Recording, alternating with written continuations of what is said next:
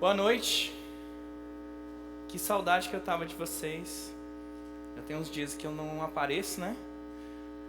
Fui ao casamento dos queridíssimos Rafael e Tâmara. Sejam bem-vindos de volta, depois da lua de mel.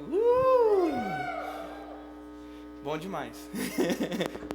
Irmão voltou até avivado. Depois do casamento eu viajei.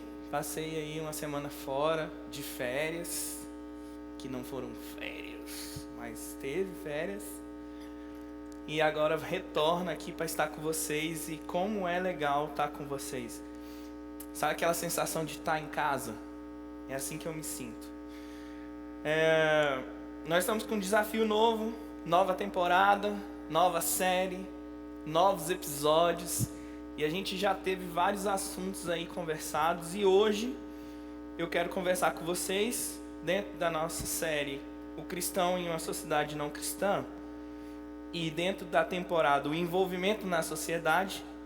O episódio de hoje vai falar sobre o testemunho do crente. Fala, Deus. Então eu quero que você abra a sua Bíblia aí comigo em 1 de Pedro, primeira carta de Pedro 3, primeira carta de Pedro 3, a gente vai ler do versículo 13 ao 18, 1 de Pedro 3, 13 ao 18, vou te dar um tempinho para você abrir e para você acompanhar comigo essa leitura. A minha versão é a versão transformadora, né? Nova versão transformadora. Eu gosto muito dessa versão, apesar que tem uma outra que eu gosto de ler, que não é uma versão, é uma paráfrase, né? Que todo mundo gosta aí, mas eu escolhi essa pra gente ler nessa noite.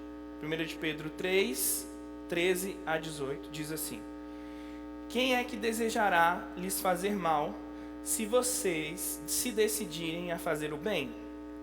Mas ainda que sofram por fazer o que é certo, vocês serão abençoados. Portanto, não se preocupem e não tenham medo de ameaças. Em vez disso, consagrem a Cristo como o Senhor de sua vida.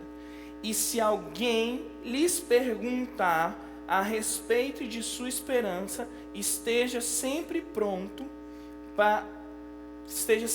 preparados para explicá-la. Façam-no, porém, de modo amável e respeitoso. Mantenha sempre a consciência limpa. Então, se as pessoas falarem mal de vocês, ficarão envergonhadas ao ver como vocês vivem corretamente em Cristo. Lembre-se de que é melhor sofrer por fazer o bem, se for da vontade de Deus, do que fazer o que é mal. Pois Cristo também sofreu por nossos pecados, e de uma vez por todas, embora nunca tenha pecado, morreu pelos pecadores, a fim de conduzi-los a Deus. Sofreu morte física, mas foi ressuscitado pelo Espírito, por meio do qual pregou aos espíritos em prisão. Obrigado, Edmilson. A gente acabou lendo o 19 porque no original isso vai estar tudo junto num apêndice só, tá?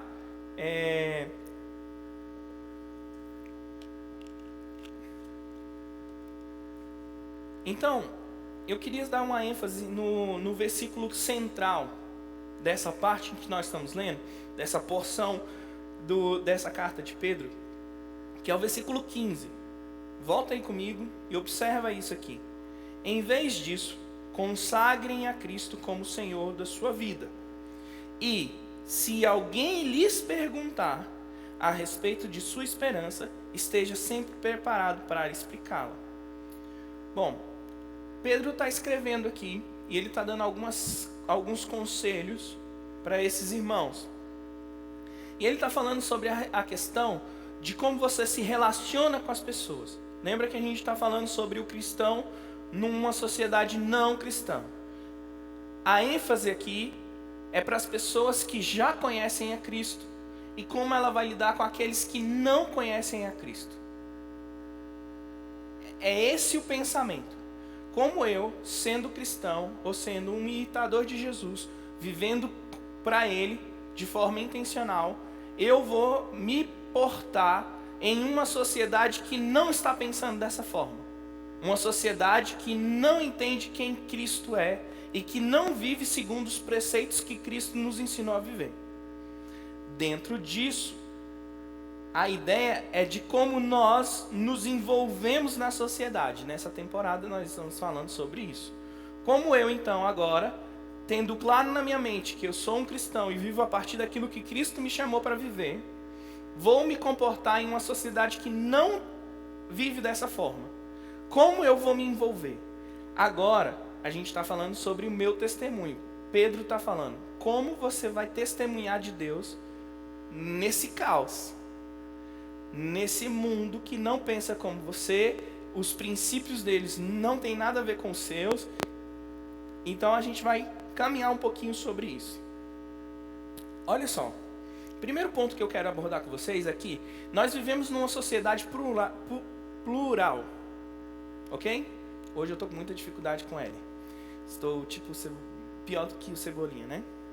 Então, a gente vive num lugar que você tem várias pessoas de vários contextos diferentes, várias etnias, vários pensamentos diferentes, várias religiões diferentes, cosmovisões diferentes. Ok? Então nós estamos vivendo num lugar onde existe uma pluralidade, pensamentos diversos sobre as coisas. Logo, se nós vivemos num lugar assim, o nosso pensamento para eles é só mais um. Ainda que você entenda que o seu pensamento, a forma como você vive, é a correta, segundo o entendimento que você tem, segundo a vida que Jesus te propôs. Jesus vai dizer que Ele é a verdade. Eu sou a verdade. Jesus está afirmando que fora dele não existe verdade. Ele concentra dentro dele, dentro de quem Ele é, dentro de Deus existe a verdade. Tudo que está fora de Deus não é verdadeiro. Estão comigo? Mas para a sociedade que você vive, isso não é verdade. Parece até um trocadilho. Mas nós vivemos em uma sociedade que não existe verdade absoluta. Existe a sua verdade, a minha verdade. Qual é a questão aqui? É que eu não preciso, já trazendo para a prática, eu não vou me posicionar no mundo não cristão num lugar de tentar convencer que a verdade da pessoa não existe e que a minha verdade é a verdade. Eu vou simplesmente viver de acordo com a verdade. Fez sentido? Eu não vou combater o que a pessoa entende como verdade, falando para ela da minha verdade. Ao contrário, eu vou viver essa verdade. É isso que Pedro está falando no texto. Pedro está falando assim, ó. Se alguém te desejar fazer mal, como que você faz? Você faz o bem. Ainda se você sofrer o mal porque você fez o certo, você será abençoado. Portanto, não se preocupe nem tenha medo. Em vez disso, em vez de você ter medo ou preocupação, você precisa fazer o quê? Consagrar a sua vida. Paulo está tirando um enfoque da sociedade e trazendo você para o lugar onde você vai consagrar a sua vida a Deus. Porque quando eu me consagro a Deus, eu começo a viver essa verdade que Deus é. Porque eu me torno parecido com Ele, e eu me torno um imitador dEle, e eu sou uma réplica dEle. É isso que acontece quando os irmãos chegam em Antioquia. Os irmãos em Antioquia olham para aquelas pessoas vivendo e falam, eles são cristãos. Eles são o quê? Eles são réplicas de Jesus. Eles são cópias de Jesus. Eles vivem igual a Jesus vivia. Pedro está falando que nós devemos consagrar então as nossas vidas. E se alguém perguntar para mim, tá vendo que mudou o enfoque? Agora eu não estou indo confrontar. Se alguém chegar a mim perguntando, eu preciso estar como?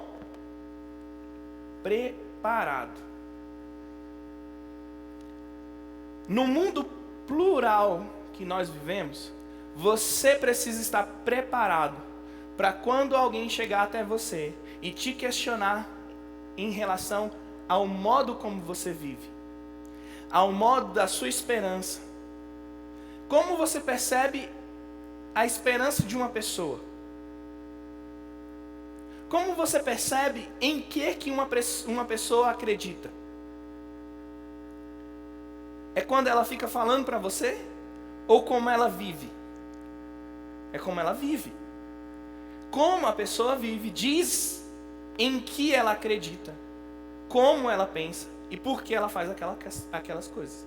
É por isso que nós estamos trabalhando firmemente, arduamente, para que você seja alguém que seja parecido com Jesus, que faça aquilo que Ele espera que você faça, que você seja aquilo que Ele criou você para ser. Está fazendo sentido? Estão comigo? Então, no mundo que nós vivemos, é imprescindível que eu esteja preparado. Como eu me preparo, pastor? Você precisa consagrar a sua vida, você precisa dedicar a sua vida, você precisa gastar tempo na sua vida ao Senhor. Se você não fizer isso, se você não se santificar, se você não buscar a profundidade em Deus, se você não ler a Bíblia, se você não orar, se você não contemplar, se você não tiver tempo com Deus, você não está consagrando a sua vida, logo você não está se santificando. E se você não está fazendo isso, é impossível você ver a Deus. Porque a Bíblia diz: buscai a santificação, sem a qual ninguém poderá ver a Deus. Se você não se santifica, você não verá Deus. Nós cantamos aqui, queremos ver a tua face, mas se você não se santificar, irmão, você não vai ver. E o que é santificar? Não é ficar sem ter nenhum pensamento errado, não é ficar sem falar palavrão, não é sem... Isso também faz parte. Não é você ficar sem pecar, isso também faz parte. Mas é você intencionalmente buscar a Deus. Sabe qual é a resposta para você vencer o pecado? É você consagrar a sua vida para Deus. Sabe como é que a gente quer vencer o pecado? Pensando que nós vamos ter a nossa mente limpa, pura, maravilhosa, santificados como um anjinho. Agora eu venço o pecado. Não, é pecando. Pequei. Mas é chegando, porque eu tenho uma vida de busca do Senhor, chegar: Senhor, eu pequei. Eu pequei contra o Senhor. Eu errei, e eu sei que o Senhor já sabe, mas eu quero me arrepender. Me ajuda a vencer as minhas tentações.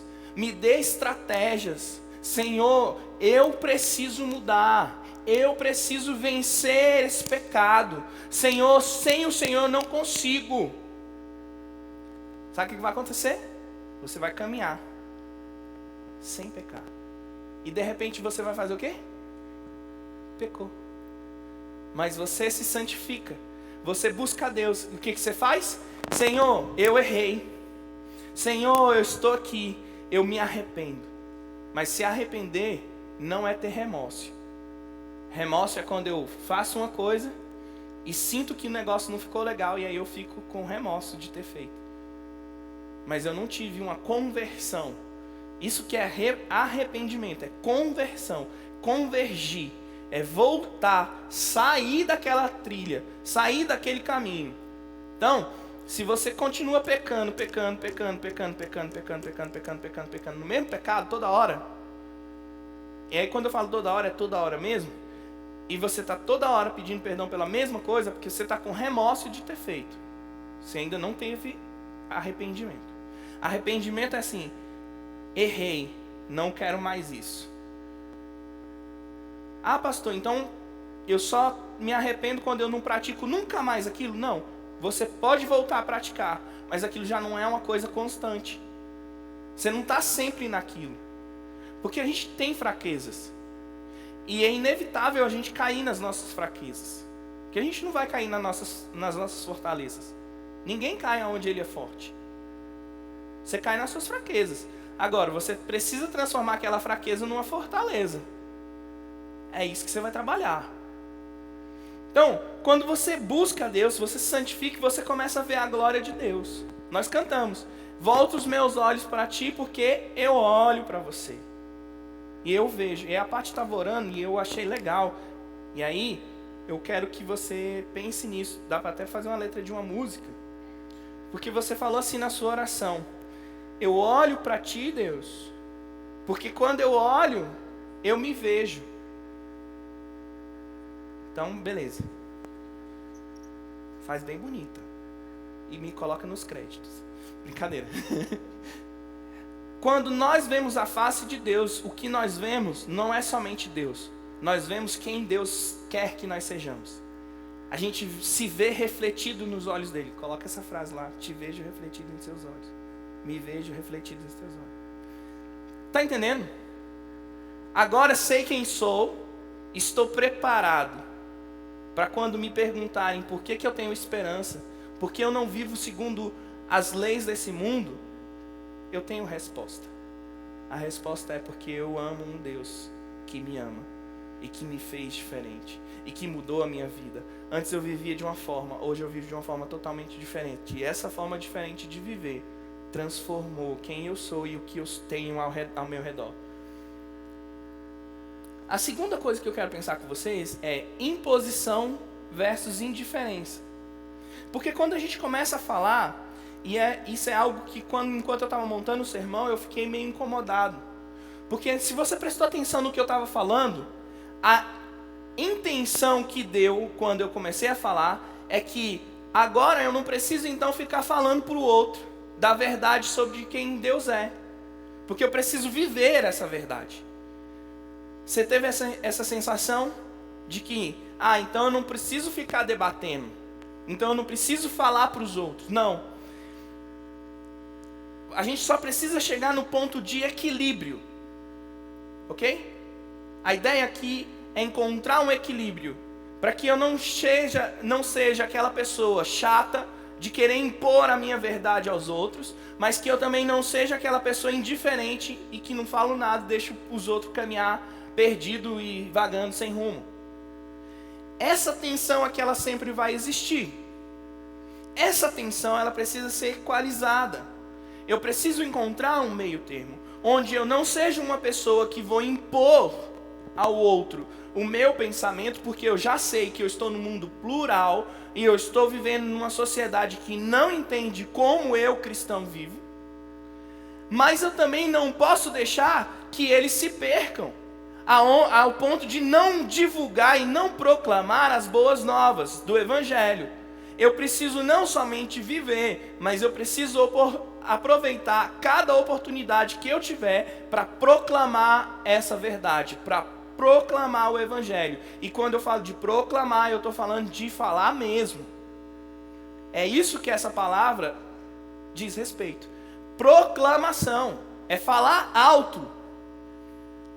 Se você for ver, Paulo, ele chegava na sinagoga e o que ele fazia? Conversava com os irmãos na sinagoga. Depois ele ia para onde? Para a praça. Na praça ele conversava? Ele proclamava. Está entendendo? O limite da atenção. Eu não vivo de uma forma a ser o cara chato, de impor uma coisa, mas também não vivo na indiferença de não falar para essa pessoa de que Jesus morreu por ela e que ela precisa aceitar a Ele. E ela precisa se converter dos seus maus caminhos. E ela precisa ser resgatada das trevas e ser levada para a luz. Que ela precisa de um arrependimento genuíno. Que a forma como ela está vivendo vai levar ela para um caminho de perdição. E que só existe um jeito de chegar num caminho de salvação, que é se santificando para ver a glória de Deus. Amém? Amém? Então, eu já entendi que eu vivo num mundo plural e que eu tenho que encontrar o equilíbrio entre imposição e indiferença. eu não posso impor e nem ser indiferente, mas eu preciso equilibrar as minhas ações e ser assertivo. Eu preciso ser uma pessoa que sabe aonde quer chegar, ser uma pessoa que sabe como se posicionar. Aí, a minha pergunta para você é: até onde vai a influência da sua vida no local aonde você está inserido?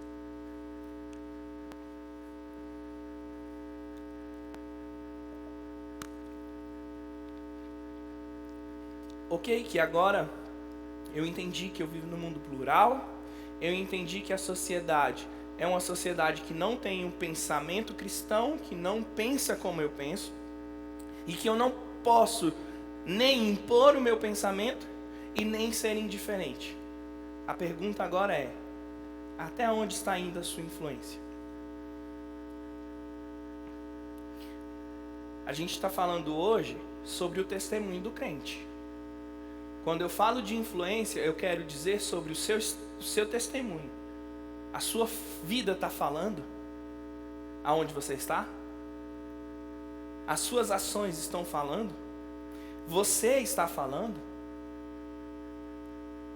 Porque você precisa encontrar esse lugar. E aí, o apóstolo Pedro está falando que você esteja sempre preparado para explicar a sua fé. Mas como você vai fazer isso? Ele dá a resposta no versículo 16. Façam, porém, de modo amável e respeitoso. Quando ele coloca de forma amável e respeitosa, ele está falando para você: você precisa encontrar o equilíbrio. Você não pode impor as coisas, mas você também não pode ser indiferente. Você precisa amar as pessoas, mas você precisa respeitar essas pessoas e saber em que ponto da vida eles estão. Algumas pessoas não vão compreender o evangelho da primeira vez que você falar para elas. Mas conforme ela for vivendo com você e você expressar essa vida diária com ela, viver aquilo que você falou, vai ficar mais fácil dela entender. Minha avó sempre dizia isso, eu já falei isso algumas vezes, mas eu quero repetir. Ela falou o seguinte: se alguém chegar na sua porta te pedindo alimento, você não pode dizer para ela que vai orar, porque ela está querendo comida. Você tem que dar comida para ela e depois entregar a sua oração. Gilberto Araújo fala, né? De que adianta o vinho se a sede é de água? É exatamente isso. Eu preciso saber como entregar o evangelho de forma respeitosa e amável. Eu preciso me compadecer das pessoas. Jesus é o nosso parâmetro, ok? Jesus é a nossa linha. Jesus é a nossa âncora. Jesus é o nosso aio. Aio é aquela coisa que dá a direção. Como Jesus fez para proclamar o evangelho? Ele vivia tudo aquilo que ele pregava. Sim ou não? Jesus era respeitoso e amável a ponto de atrair para si até as crianças.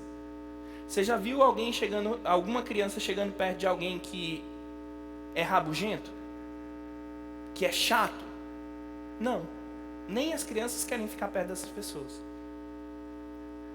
Você quer saber se você está sendo respeitoso e amável? Se as criancinhas estão chegando até você. Eu sou um cara que não tem muito paciência com criança, mano. Dá 5 minutos eu já tô querendo chutar, amarrar, sabe? Tem que ser verdadeiro. É claro que eu não faço isso, né? Você que tá me assistindo aí, eu não faço isso. Eu não chuto as crianças e não amarro. Posso ter feito isso com algumas, mas não faço sempre. Brincadeira, tá? Brincadeira. Eu não faço isso. Mas eu sei que eu sou um cara gente fina, porque eu sei que tem crianças que, mesmo eu sendo assim, gostam de mim.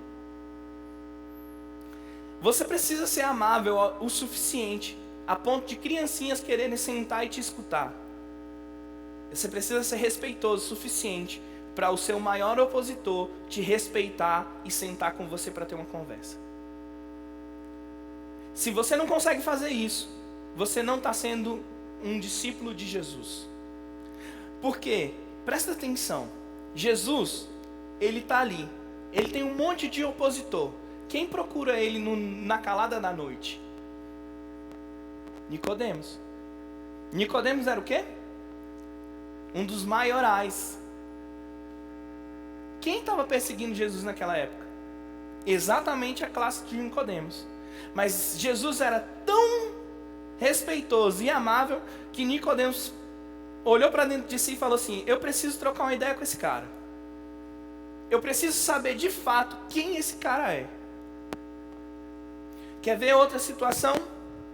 Paulo e Silas estão presos. Eles são levados ao Sinédrio. O Sinédrio quer julgar eles e quer matar eles. Tem um cara lá que é o maioral. E aí o pessoal pergunta para ele o que eles devem fazer. Qual é a resposta desse cara? Esse cara que eu estou falando é Gamaliel. Gamaliel fala: se o que eles estão falando for de Deus, vai permanecer. Se não for, eles perecerão. A maior oposição respeitou o posicionamento dos caras. Gamaliel estava certo?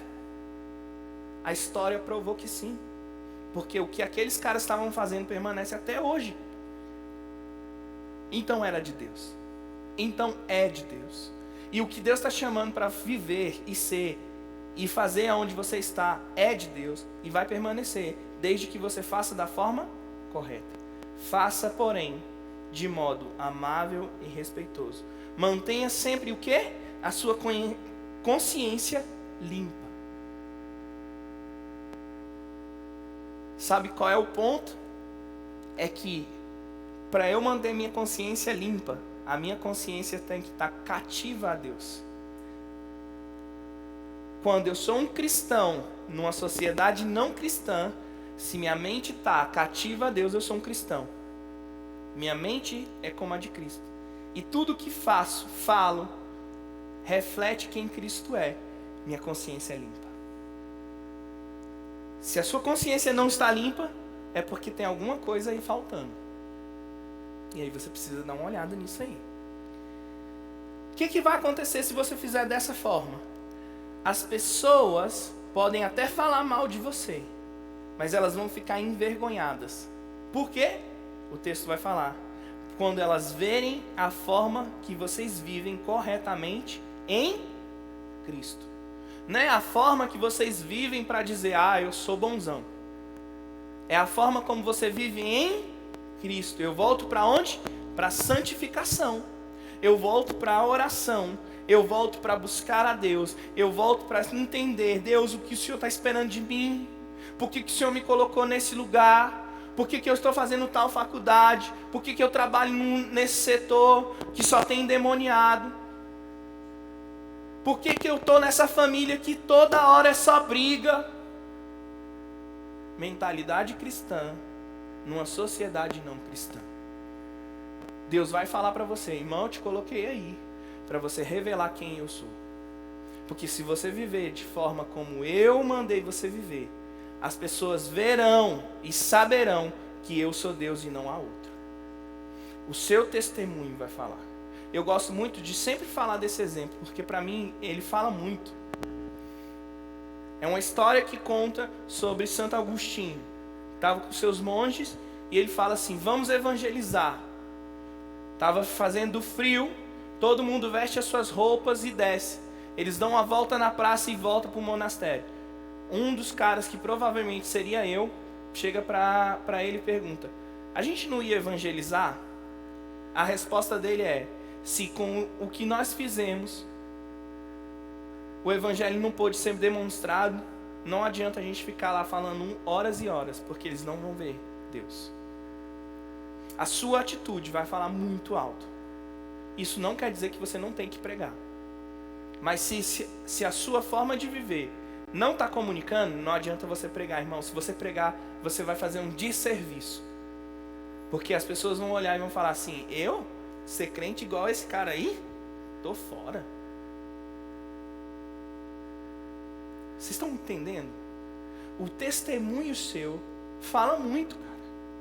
Numa sociedade plural, numa sociedade que existem várias verdades, onde todo mundo pensa em si e não no próximo, você começa a viver diferente, você começa a colocar o próximo como prioridade, porque você ama a Deus e ama o próximo, você ama a Deus e ama o próximo. Agora as pessoas olham e falam assim, cara, por que você se importa tanto com os outros? Por que você não está se importando com você?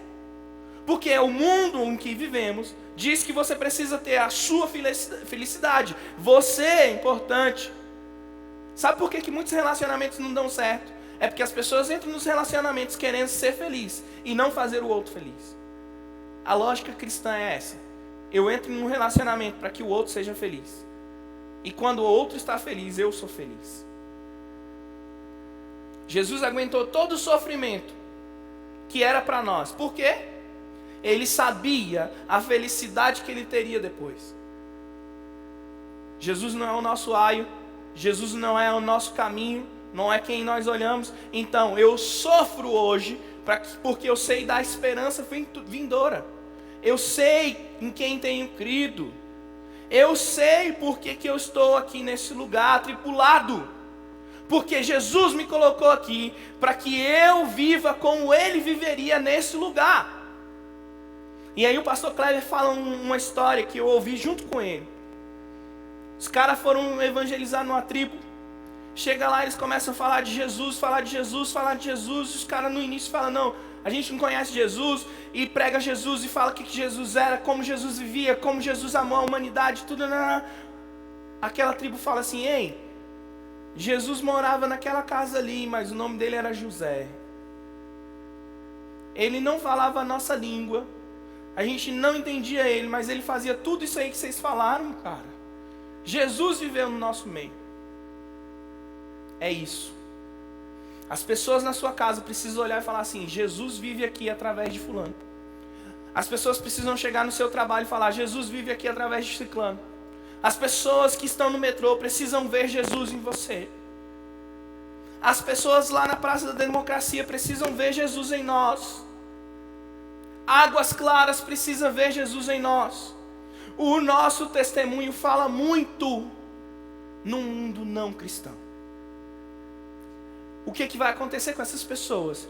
Elas vão ter sede de saber por que nós vivemos dessa forma. E aí eu entro nos últimos 3 pontos que eu tenho para falar para você. O poder do Evangelho. Você vive como Jesus porque o poder do Evangelho te transformou. Agora esse poder que te transformou atua em você para transformar outras pessoas. É o poder de Deus através do Evangelho em você que vai transformar através de você. O Evangelho transforma a pessoa, ou seja, o Evangelho transforma quem você é. O Evangelho me transformou, gente. E eu sempre fui da igreja. Que a gente tem esse dilema, né? Eu nunca fui ex-nada. Eu tinha esse dilema. Mas depois eu comecei a olhar para mim e falar, cara, o Evangelho tem me transformado. Eu era uma pessoa assim, hoje eu sou uma pessoa diferente. Eu tinha tudo para dar errado, mas não estou dando. Porque o Evangelho está me transformando. O Evangelho está transformando quem eu sou dia após dia, porque nós somos transformados de glória em glória, dia após dia. O Evangelho transforma a cultura, porque eu estou inserido na cultura. O Evangelho vai transformar tudo, a política, a saúde, a educação, tudo vai ser transformado. Porque o poder do Evangelho está em você. Não adianta você querer que o mundo se transforme se você não está lá para transformá-lo. Por isso nós estamos falando sobre o cristão em uma sociedade não cristã. Ele precisa testemunhar, ele precisa testificar desse poder transformador. Os meus irmãos do direito me corrijam se eu estiver errado. Só pode testemunhar quem presenciou, quem viu a coisa acontecer, quem tem informação da coisa acontecendo. Fora isso, você não pode ser testemunha. Como você vai testemunhar de Cristo se você não sabe quem é Jesus? Como você vai testemunhar de Deus se você nunca viu Deus? Se você não viu Jesus transformar a sua vida? Meu convite nessa noite é para que você se torne uma testemunha. Porque o poder do Evangelho está operando em você. O poder do Evangelho está te transformando. E você pode sim viver numa sociedade que não entende essa verdade. Mas você pode viver essa verdade e proclamar essa verdade com amor, respeito, sabedoria. E ainda que falem mal de você, eles vão ter vergonha de falar de você. Porque eles vão olhar para a sua vida e eles vão ver que o que você está falando é verdade. Porque a verdade é Cristo Jesus. E Cristo Jesus morreu para que você vivesse essa vida. Se você não está vivendo, é porque você ainda não entendeu que Jesus morreu por você, para que você vivesse essa vida. Se você ainda não está vivendo isso no seu trabalho, na sua família, é porque você não entendeu quem Jesus te criou para ser. E o nosso desafio para você é: venha entender isso e viver uma vida diferente. Pastor, como é que é isso? Você precisa voltar os seus olhos para Cristo, olhar para Ele e se ver nele, e a presença dele em você transforma quem você é. E através dessa transformação que está acontecendo em você, o mundo verá que Ele é Deus e não há outro. Se coloque de pé.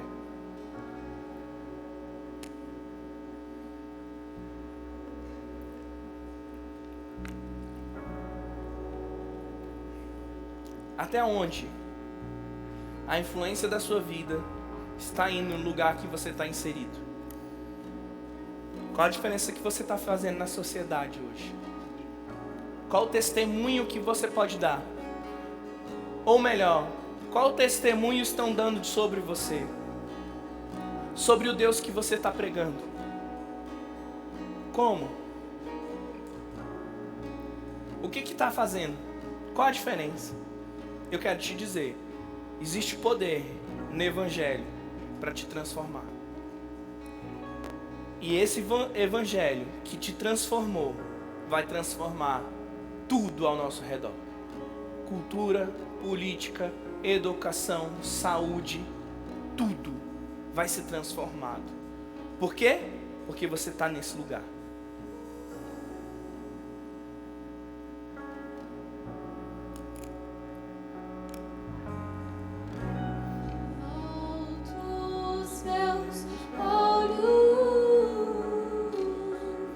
Não cante somente isso.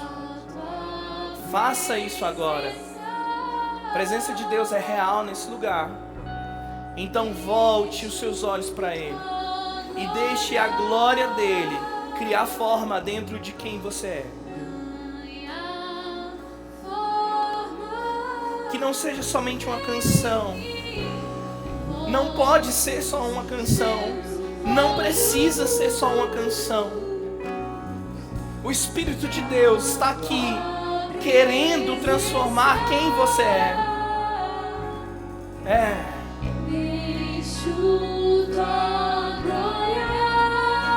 Espírito Santo, nós estamos na tua presença. Ganha forma em nós. Sim, Deus.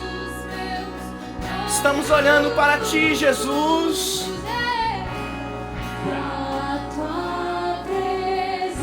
Vem e enche esse lugar e começa a nos transformar, Jesus.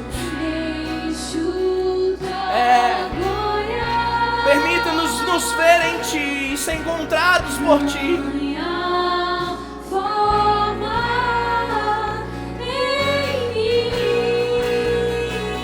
Aumenta a Tua presença aqui, Deus. Aumenta a Tua presença aqui, Jesus.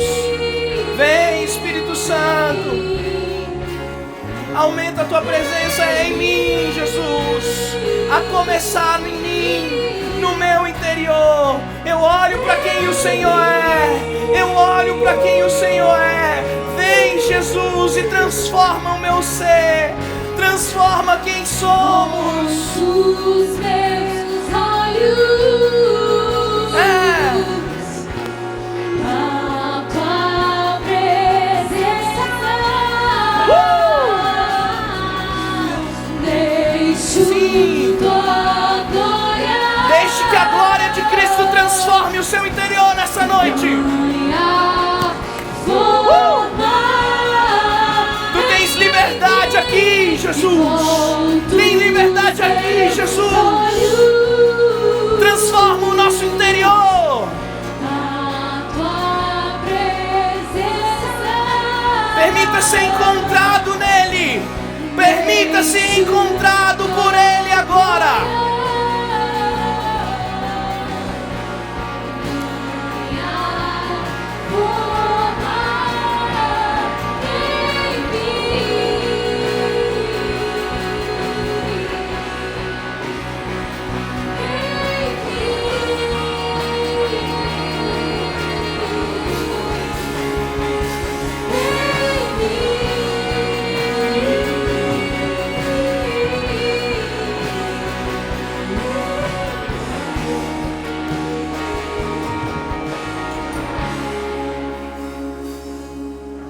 Coloque sua mão no seu coração e comece a pedir a Ele isso.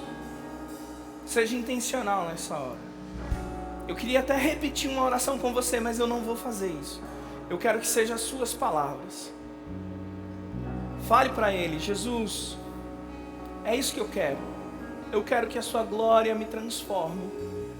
Fale para Ele. Fala que você quer ser a resposta para a sociedade que não vê quem Ele é. Fala para Ele que você que se coloca diante dEle, para que as pessoas possam encontrar em você quem Ele é. Vamos, se derrame na presença dEle. Vamos, seja intencional, vai. Se derrame na presença dEle. Eu sinto que Deus está querendo que você vá além. Rompa a barreira, vá além. Mergulha nele agora. Mergulha nele agora.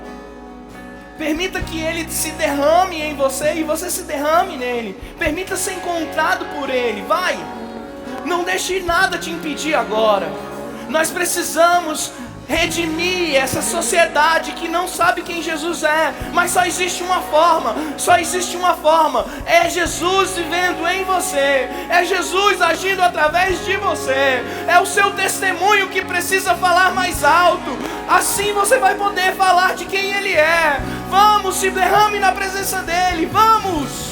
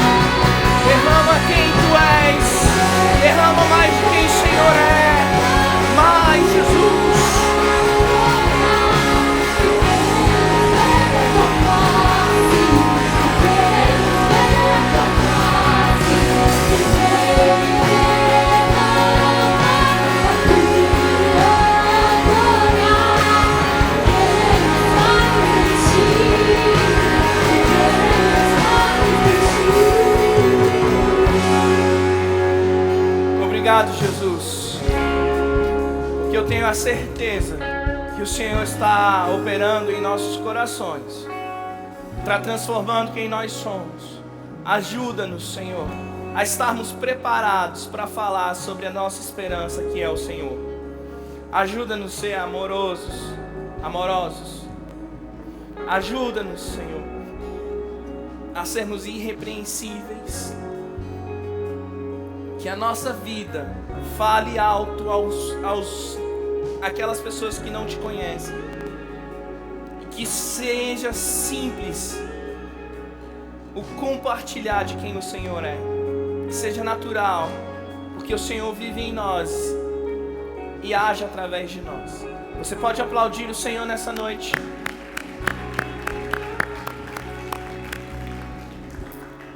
Amém.